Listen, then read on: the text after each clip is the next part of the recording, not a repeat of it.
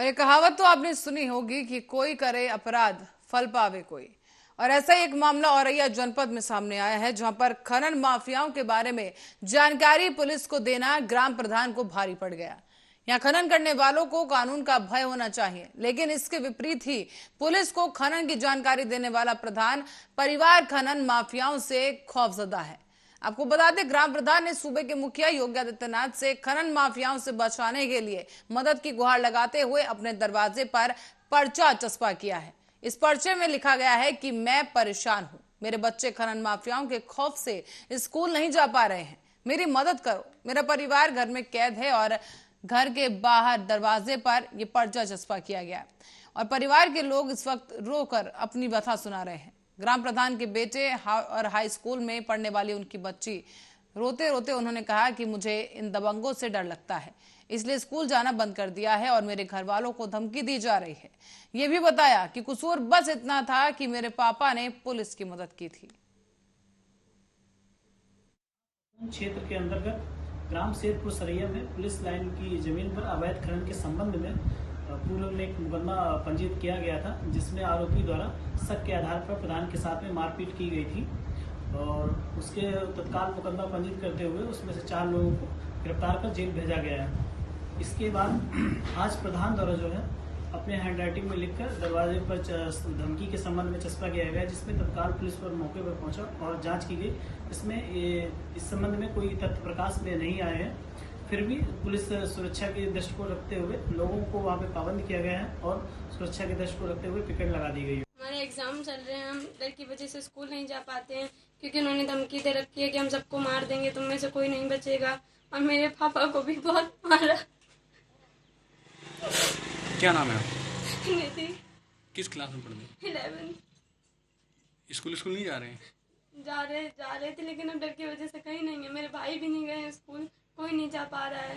क्यों? सब साइकिल से जाते हैं। वो डर क्यों लग रहा है? क्योंकि उन्होंने धमकी दे रखी है, हम किसी को नहीं छोड़ेंगे, सबको मार देंगे। कौन लोग हैं? गांव के लोग हैं, पुत्तीलाल, पचोले, मुल्ले, ये लोग हैं। इलीगल काम किया है तो मेरे पापा ने तो पुलिस की हेल्प की थी कि और पुलिस हमारी मदद।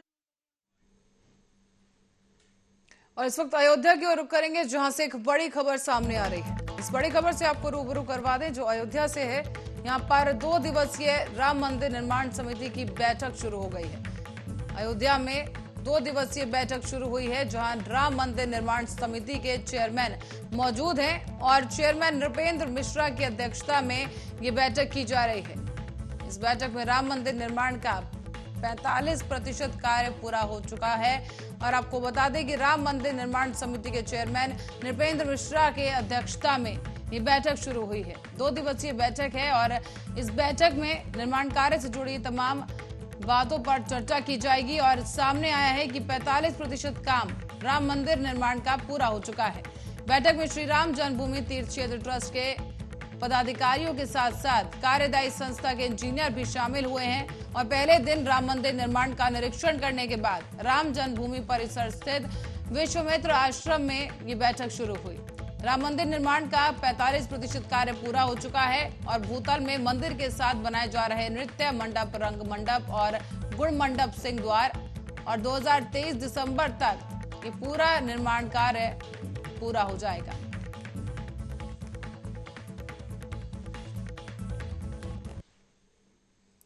और बढ़ते हैं फतेहपुर की ओर, जहां से खबर है कि पेट की परीक्षा देकर बस से लौट रही एक छात्रा हादसे का शिकार हो गई। दरअसल पास से निकल रहे एक ट्रक की टक्कर से इस छात्रा की मौत हो गई है। हालांकि स्थानीय लोग छात्रा को अस्पताल लेकर गए। सामुदायिक स्वास्थ्य केंद्र में उसे इलाज के लिए ले जाया गया, लेकिन डॉक्टरों ने छात्रा को मृत घोषित कर दिया है।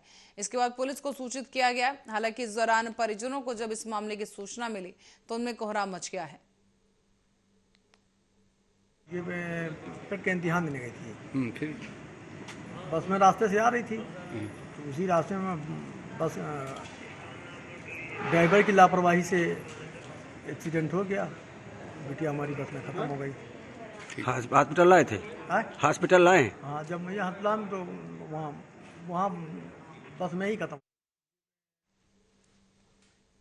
वैश्विक भुखमरी सूचकांक 2022 को लेकर 121 देशों की रैंकिंग की सूची जारी की गई है।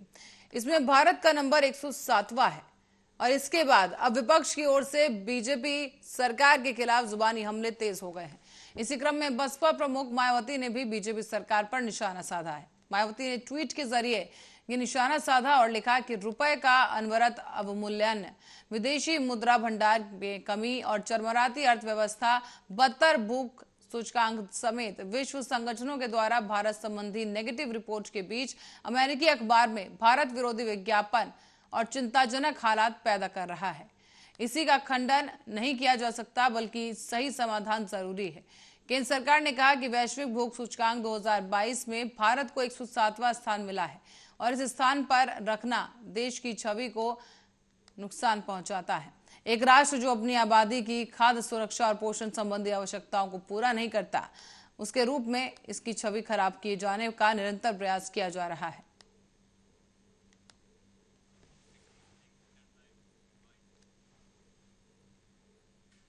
और अब गोरखपुर की ओर रुख करेंगे, जहां से खबर है कि क्षेत्राधिकारी कैच पूरे दल बल के साथ रेलवे स्टेशन पर और आसपास के सड़कों पर पैदल गश्त कर सुरक्षा व्यवस्था का जायजा ले रहे हैं। बता दें कि 2 दिन यानी 15 और 16 तारीख को पीईटी की परीक्षा हो रही है और आज परीक्षा के पहले दिन गोरखपुर में परीक्षार्थियों की भारी संख्या में भीड़ देखने को मिली। इस दौरान उत्तर प्रदेश अधीनस्थ सेवा चयन आयोग की ओर से जिले में प्रारंभिक अर्हता परीक्षा 15 और 16 अक्टूबर को तय की गई थी और परीक्षा को सकुशल संपन्न कराने के लिए कुल 12 परीक्षा केंद्र स्थापित किए गए। इन केंद्रों पर 2 पालियों में परीक्षा संपन्न होगी और इस दौरान करीब 67 परीक्षा केंद्रों पर 23 सेक्टर मजिस्ट्रेट और 67 स्टैटिक मजिस्ट्रेट की निगरानी में जो परीक्षार्थी हैं वो परीक्षा देंगे। साथ ही आपको बता दें, वॉइस रिकॉर्डिंग, सीसी कैमरे की निगरानी समेत तमाम व्यवस्थाएं की गई हैं, जिसके दौरान वो अपने अपने परीक्षा केंद्रों पर कड़ी सुरक्षा के बीच परीक्षा दे सकेंगे। गोरखपुर में आज इस परीक्षा का दूसरा दिन है, जिसको लेकर गोरखपुर पुलिस और जिला प्रशासन पूरे दिन मुस्तैद रहा और आज भी पुलिस की तरफ से तमाम दावे किए जा रहे हैं। ये परीक्षा को देखते हुए पहले से ही ड्यूटियां लगाई गई हैं। हर चौराहे तिराहे, खासकर रोडवेज, रेलवे स्टेशन और भी जो अन्य चौराहे हैं जैसे मोहद्दीपुर है, पैडलेगंज है, वहाँ अतिरिक्त फोर्स लगाई गई है और कहीं पर कोई जाम की स्थिति उत्पन्न ना हो, इसके लिए लोग लगातार प्रयास कर रहे हैं। हमारी ट्रैफिक पुलिस भी लगी है, सिविल पुलिस भी लगी है, SHO भी लगातार भ्रमणशील हैं और चौकी प्रभारी भी अपना काम कर रहे हैं। अधिकारी भी लगातार भ्रमण करके देख रहे हैं कि आम जनता को या जो परीक्षार्थी हैं उनको कोई समस्या ना हो, कहीं कोई दिक्कत ना हो और कहीं ऐसी समस्या आ भी नहीं रही है, चूँकि लोग एक्टिव हैं। और जौनपुर में निकाय चुनाव को लेकर भाजपा के चुनाव प्रभारी राज्य मंत्री दयाशंकर मिश्रा दयालु ने भाजपा पदाधिकारियों संघ के साथ बैठक की। इस मौके पर चुनाव प्रभारी दयाशंकर ने कहा है कि लोकसभा का सेमीफाइनल मानकर पूरी ताकत लगाएं और वार्ड के सभी नगर पालिका अध्यक्ष की सीट भी इस बार भाजपा जीतेगी। लोकसभा चुनाव से पहले ही निकाय चुनाव सबसे बड़ा चुनाव है और इससे नतीजा जो निकलेगा वो काफी अहम होने जा रहा है और इसीलिए इन नतीजों से जनता में संदेश जाएगा। लिहाजा इसमें वार्ड से लेकर निकाय प्रमुख के पदों पर जीत हासिल करनी जरूरी है। राज्य मंत्री दयाशंकर मिश्रा ने यह भी कहा कि दीपावली के पर्व को देखते हुए खाद्य सुरक्षा और शुद्धि प्रशासन के द्वारा मिलावटी जो भी सामान बेचे जा रहे हैं उसको लेकर भी पूरी तरीके से सक्रियता बनाए रखें। अगर कोई भी ऐसा करते हुए पाया जाए तो उसे सख्त से सख्त सजा दिलाई जाएगी और जेल भेजा जाएगा। उम्मीद के तहत ही तो बैठकें हो रही हैं और निश्चित इस बार ऐतिहासिक परिणाम पाने के लिए उत्तर प्रदेश में यही एक ऐसा विषय है जिसमें अभी बहुत सारी जगहों पे कमल खिलना बाकी है, जिसमें विशेषकर जैसे जौनपुर है तो जौनपुर में भी पिछले लगातार दशकों से पार्टी ने इस बार ऐसी तैयारियां किया है, सारे जिलों में एक मंत्रियों को, जहां निकाय है नगर निकायों में 2-2 मंत्रियों की टीम बनाया है और संगठन को इस बार जिस तरीके से जिम्मेदारियां सौंपी गई हैं, जिस तरीके से बैठकें हो रही हैं, इस बार कोई भी ऐसा नगर पालिका, कोई भी ऐसी नगर पंचायत, कोई भी ऐसी नगर महापालिका और नगर निगम, संपूर्ण उत्तर प्रदेश में परचम इस बार भारतीय जनता पार्टी। नमस्कार, आप देख रहे हैं आर्या न्यूज और आपके साथ मैं हूं प्रियंका तिवारी। इस खास पेशकश में आप सभी का स्वागत है। खबरों की ओर रुख करेंगे। एकनाथ शिंदे गुट की बाला साहेब की शिवसेना पार्टी का नई मुंबई में कार्यालय खोला गया। कार्यालय का उद्घाटन मंत्री शंभूराज देसाई के हाथों किया गया है। नई मुंबई में शिंदे गुट की पार्टी का नया कार्यालय खोला गया और इसका उद्घाटन शंभूराज देसाई के हाथों कराया गया।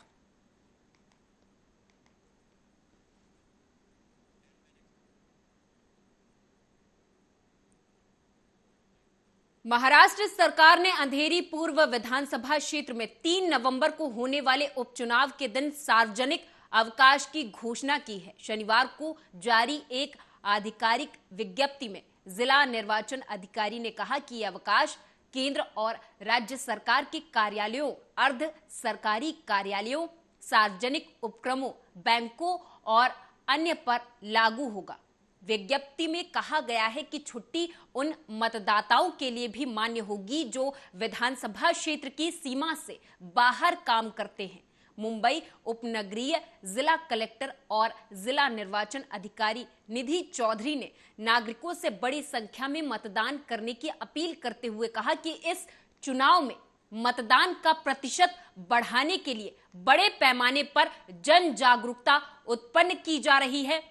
जून में उद्धव ठाकरे के नेतृत्व वाली महाविकास अघाड़ी सरकार के सत्ता से हटने के बाद राज्य में यह पहला उपचुनाव होगा।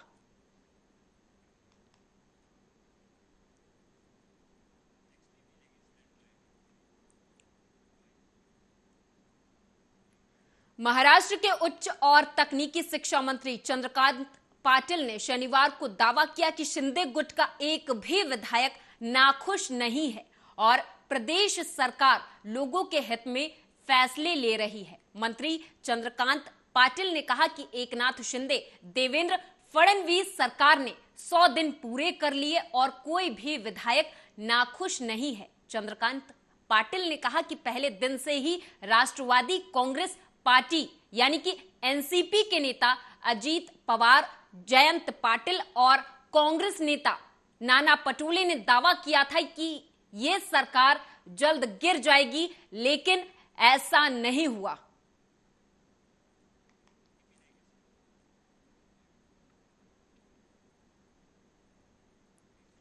तो वहीं अंधेरी विधानसभा उपचुनाव में राज ठाकरे की एंट्री हो गई है। मनसे प्रमुख राज ठाकरे ने देवेंद्र फडणवीस को पत्र लिखकर अंधेरी चुनाव न लड़ने की अपील की है। चिट्ठी के माध्यम से कहा गया है कि ऋतुजा लटके विधायक बनती हैं तो दिवंगत विधायक रमेश लटके की आत्मा को शांति मिलेगी और उन्हें सच्ची श्रद्धांजलि होगी।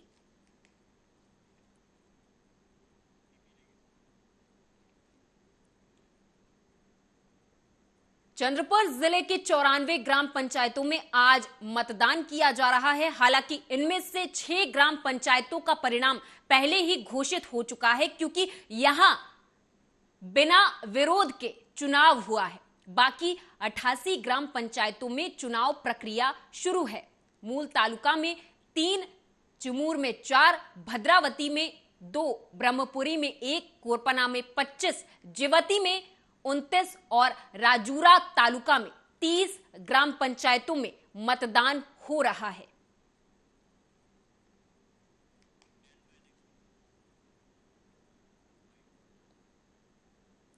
फिल्म स्टार सिद्धार्थ मल्होत्रा और अभिनेत्री कियारा आडवाणी की शादी की खबरें वायरल हो रही थी। फिलहाल मजाक मजाक में ही सही, लेकिन सुपरस्टार सलमान खान ने बिग बॉस के सेट पर दोनों को बधाई भी दे दी है।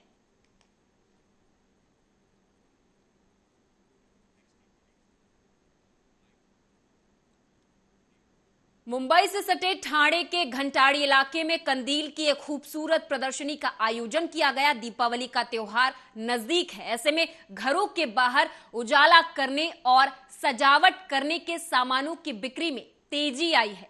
इस अवसर पर मुंबई समेत पूरे देश में लोग घरों के बाहर कंदील लगाकर रोशनी करते हैं। इसी बात को ध्यान में रखते हुए ठाणे में विभिन्न प्रकार के कंदील की एक भव्य प्रदर्शनी लगाई गई है।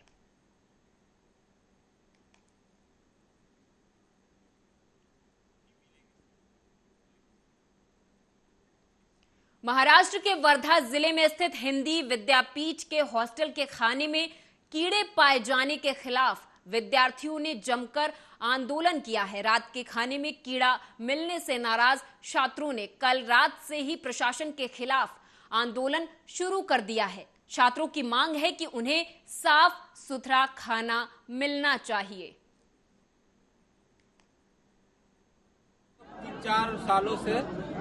3-4 महीने से लगातार हम लोग को मेस में दिक्कतें आ रही हैं। लगातार समस्या रहती है, विश्वविद्यालय के प्रति लगातार मीटिंग भी हो रही है, लेकिन एक बात रोज निकल के आती है और वो हमेशा एक तरह जैसी होती है कि सुधार होगा, लेकिन कोई सुधार नहीं होता।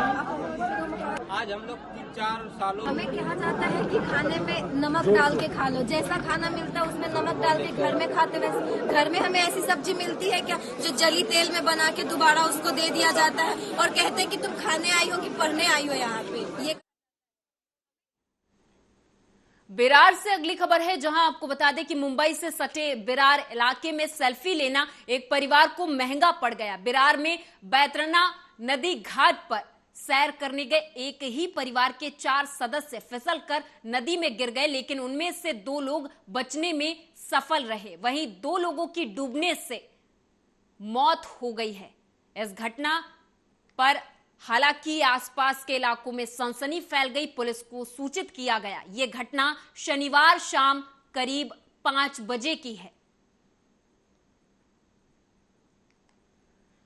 नवी मुंबई के कामोथे में इमारत का एक हिस्सा गिरने से एक की मौत हो गई है। बता दें आपको कि नवी मुंबई के कामोथे कॉलोनी में जर्जर घोषित भवन को गिराने के दौरान हुए हादसे में पोकलेन चालक की मौत हो गई है। कामोथे कॉलोनी के सेक्टर 35 स्थित बिल्डिंग ब्लू हेवन को रहने के लिए असुरक्षित घोषित कर दिया गया था। नगर पालिका के द्वारा दिए गए नोटिस के बाद विकासकर्ता के द्वारा इस भवन को गिराने का कार्य शुरू किया गया। इसी काम के दौरान शाम को हुए हादसे में एक पोकलेन चालक की जान चली गई है। कामोठे थाने में मामला दर्ज कर पुलिस मामले की जांच कर रही है।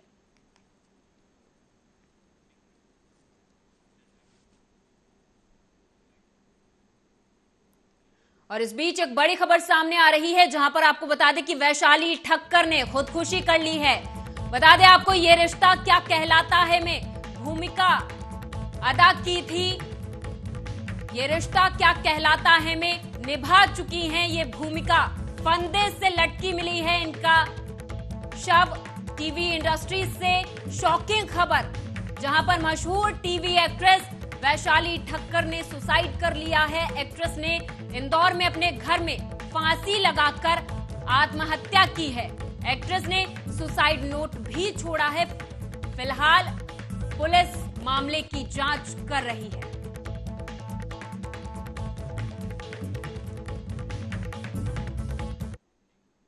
एक कहावत तो आपने सुनी ही होगी, कोई करे अपराध फल पावे कोई और। ऐसा ही मामला औरैया जनपद में सामने आया है, जहां पर खनन माफियाओं के बारे में जानकारी पुलिस को देना ग्राम प्रधान को भारी पड़ गया।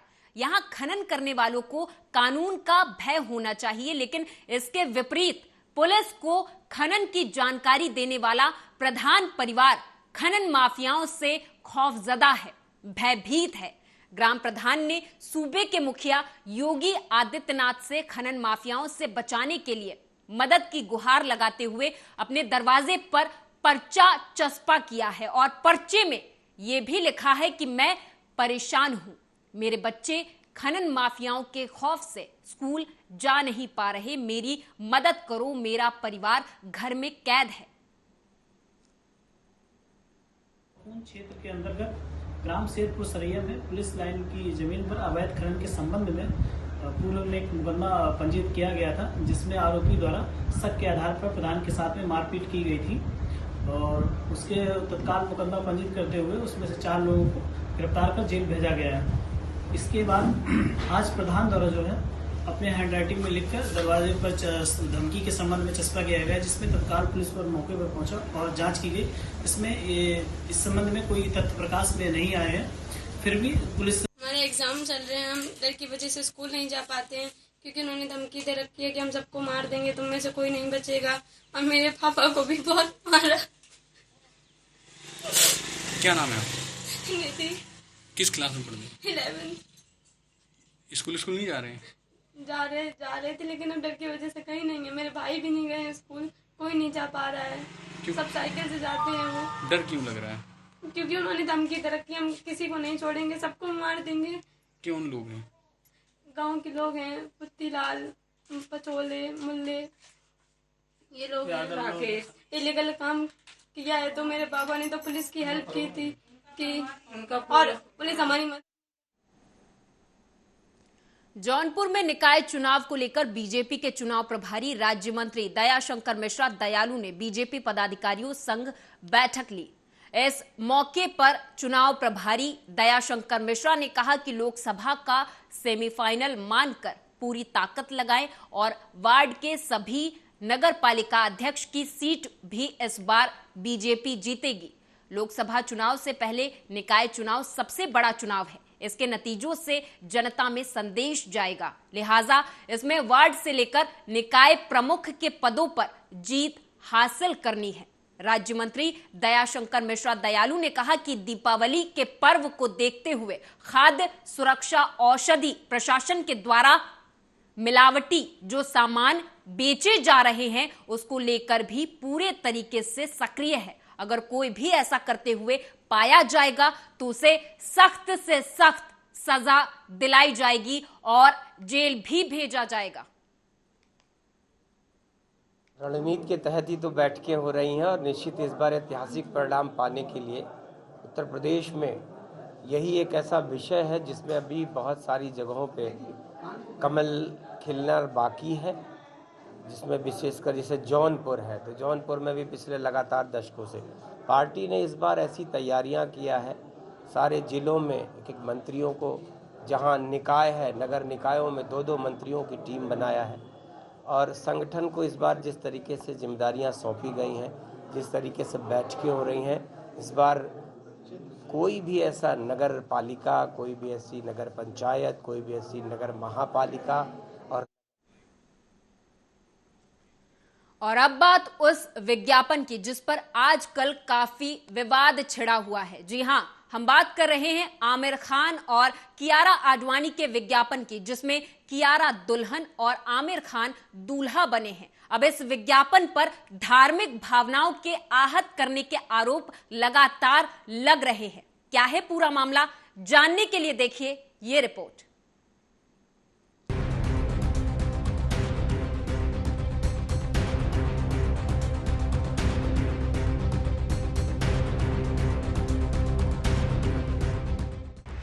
बॉलीवुड एक्टर आमिर खान और कियारा आडवाणी के एक नई टीवी कमर्शियल को लेकर विवाद गहराया हुआ है। सोशल मीडिया पर मिस्टर परफेक्शनिस्ट के एड में एक ऐसी खामी नजर आई है कि वो लोगों की आंख का कांटा बन चुकी है। यहाँ तक कि ट्रोल आर्मी मिस्टर परफेक्शनिस्ट के पीछे पड़ गई है और उन्हें काफी ट्रोल किया जा रहा है। दरअसल आमिर खान और कियारा आडवाणी ने हाल ही में एक निजी बैंक का विज्ञापन किया है। इस विज्ञापन में आमिर खान दूल्हा बने, वही कियारा इस विज्ञापन में दुल्हन बने हैं। यहाँ तक तो ठीक था, पर आगे जो होता है वो दर्शकों को हजम नहीं हुआ। इस ऐड में आगे होता है ये कि विवाह के बाद दुल्हन की जगह दूल्हे को गृह प्रवेश करते हुए दिखाया गया है। बस फिर क्या था, लोगों ने सोशल मीडिया पर इस ऐड को जमकर खरी खोटी सुनाना शुरू कर दिया है। पर ये विवाद बस इतने पर ही नहीं रुका। शिकायत मेरे पास भी आई है। वो एक निजी बैंक के लिए अभिनेता आमिर खान जी का विज्ञापन मैंने भी देखा है। वो शिकायत के बाद ही देखा था और मेरा उनसे आदरणीय आमिर जी से अनुरोध है कि भारतीय परंपराओं और रीति रिवाजों को ध्यान में रखकर आगे इस तरह के विज्ञापन करें। वो लगातार खासकर आमिर खान जी के बारे में इस तरह का भारतीय परंपरा, रीति रिवाजों, देवी देवताओं के जो आते रहते हैं, मैं इसे उचित नहीं मानता हूं। इस तरह के तोड़ मरोड़ के जो अभिनय करने से धर्म विशेष की भावनाएं आहत होती हैं और इसलिए किसी की भी भावना को आहत करने की इजाजत उन्हें नहीं है, ऐसी मेरी मान्यता। इस ऐड को देखने के बाद मध्य प्रदेश के गृह मंत्री नरोत्तम मिश्रा भी भड़क उठे। उन्होंने तो आमिर खान को सख्त हिदायत तक दे डाली है। अब अगर आपने ये ऐड अब तक नहीं देखा तो आपको बता दें कि समस्या ये है कि इस विज्ञापन में परंपराओं को तोड़ने पर जोर दिया गया है। ऐड में दिखाया गया है कि दामाद आमिर खान अपने बीमार ससुर की देखभाल करने के लिए शादी के बाद कियारा के घर चले जाते हैं। इस ऐड पर कई हिंदू संगठनों ने भी अपना आक्रोश जताया। उनका कहना है कि पहली बात, ये पहला कदम उठाने की बात ही बेतुकी है। हिंदू परंपरा में ऐसा होता ही नहीं है, लेकिन शायद विज्ञापन करने वाले और कराने वालों दोनों को ही इस बात का होश नहीं रहा। तो वहीं इस ऐड पर धार्मिक संग्राम भी शुरू हो गया है, जब ये कहा गया कि जो सदियों से होता आ रहा है उसे क्यों बदला जाना चाहिए। क्या सिर्फ इसलिए कि आमिर खान को हिंदू परंपरा खटकती है, या फिर इसलिए कि विवादों में घिरे रहना आमिर खान को बेहद पसंद है। तो वहीं द कश्मीर फाइल्स के डायरेक्टर विवेक अग्निहोत्री ने भी आमिर और कियारा के इस नए ऐड की काफी आलोचना की। हालांकि ये पहली बार नहीं है जब आमिर खान के काम पर उन्हें ट्रोल होना पड़ रहा है। इससे पहले भी साल 2014 में उन्हें इसी तरह की आलोचना से होकर गुजरना पड़ा था, जब फिल्म पीके दर्शकों के बीच आई। तब भी आमिर खान पर धार्मिक भावनाओं को भड़काने का आरोप लगा था। और अब इस विज्ञापन को हिंदू रीति रिवाजों के विपरीत महिलाओं के सम्मान और हक के खिलाफ बताया जा रहा है, क्योंकि हिंदू धर्म में मान्यता है कि महिला लक्ष्मी स्वरूप होती है और उनका पहला कदम घर में सुख समृद्धि लाने वाला होता है। हालांकि अब ये समझा जा रहा है कि बैंक को जो चाहिए था वो अब शायद उसे मिल चुका है। वो कहते हैं ना कि बदनाम ही सही पर नाम तो हुआ। विवाद बढ़ा, घर घर चर्चा हुई और इसीलिए अब ये माना जाने लगा है, और ये माना जाना गलत भी नहीं होगा कि बैंक का मकसद पूरा हो गया, वरना बैंक ने इस पर अब तक कोई सफाई जरूर दी होती। पर आमिर खान के लिए ये विज्ञापन दुर्भाग्यपूर्ण साबित जरूर हुआ। पहले से ही फ्लॉप पिक्चरों का दंश झेल रहे आमिर खान लाल सिंह चड्ढा के फ्लॉप होने के बाद इस विज्ञापन पर बेरहमी से ट्रोल होने की चुनौती का सामना आखिर कैसे कर पाएंगे, ये देखना होगा। Special report, Arya news.